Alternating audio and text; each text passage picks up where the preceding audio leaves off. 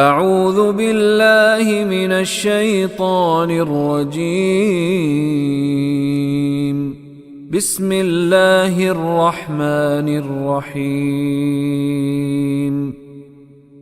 الذین اذا اصابتهم مصیبۃ قالوا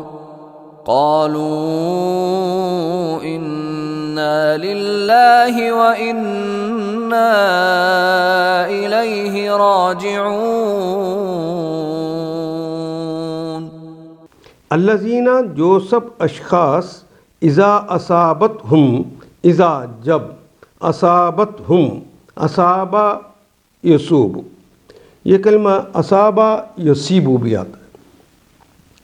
اصل معنی ہوتے ہیں ٹھیک جگہ پر پہنچنا، نشانے پر لگنا، یعنی خوشگوار بات ہو یا ناخوشگوار بات ہو، جو نازل ہو، چاہے حادثات ہوں، واقعات ہوں، وہ سب مصیبت کہلاتے ہیں۔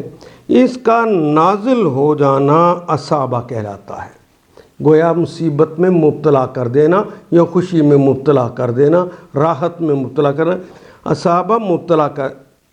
اذا اصابتہم، جب انہیں مبتلا کر دیا جاتا ہے مصیبتاً، کسی مصیبت میں، اور مصیبت کے معنی میں نے بتائے ہیں کہ خوشگوار ہو بات یا ناخوشگوار ہو، جو اوپر سے نازل ہو، حادثات کی صورت میں، واقعات کی صورت میں، معاملات کی صورت میں کوئی ایسی مصیبت نازل ہو جائے، جو مشکل نازل ہو جائے، اسے مصیبت کہتے ہیں۔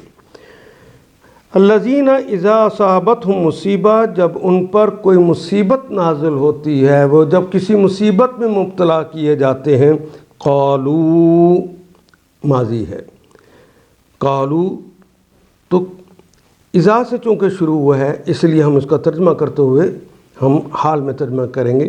قالو تو کہتے ہیں یا کہیں گے، انا، یہ انا پلس نا سے مل کر بنا ہے۔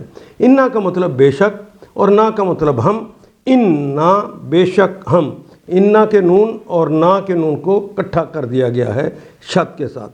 انا للہ، لام کے لیے اور اللہ کلمہ رہ گیا، انا للہ بے شک ہم سب اللہ ہی کے لیے ہے، واو کے معنی اور انا پھر آ گیا ہے، انا بے شک نا ہم ہیں اور بے شک ہم سب ہیں الیہ، اصل میں کلمہ ہے الا جمع ہی۔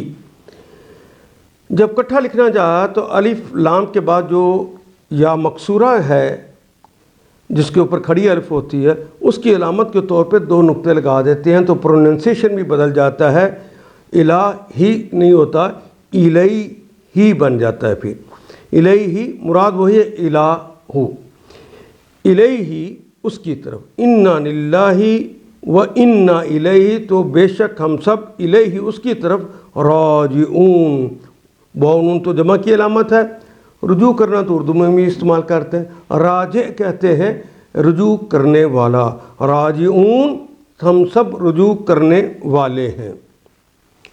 الذین اذا اصابتہم مصیبۃ قالوا انا للہ و انا الیہ راجعون۔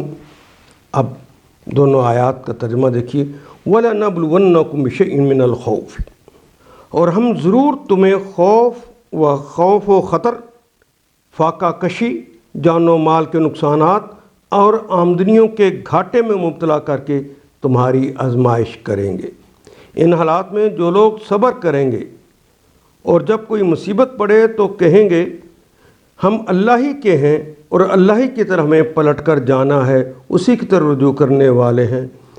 ان آیات کو ایک دفعہ پھر تلاوت خود کیجیے، عربی مبین پڑھتے ہوئے دیکھیے، کیا بات پوری اندر اتر رہی ہے؟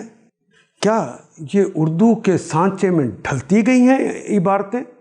اگر بات سمجھ آنی شروع ہو گئی تو الحمدللہ یہی ہمارا ہدف ہے اور یہ ہدف پورا ہو گیا۔ اللہ میرا اور آپ کا حامی و ناصر۔ الف لام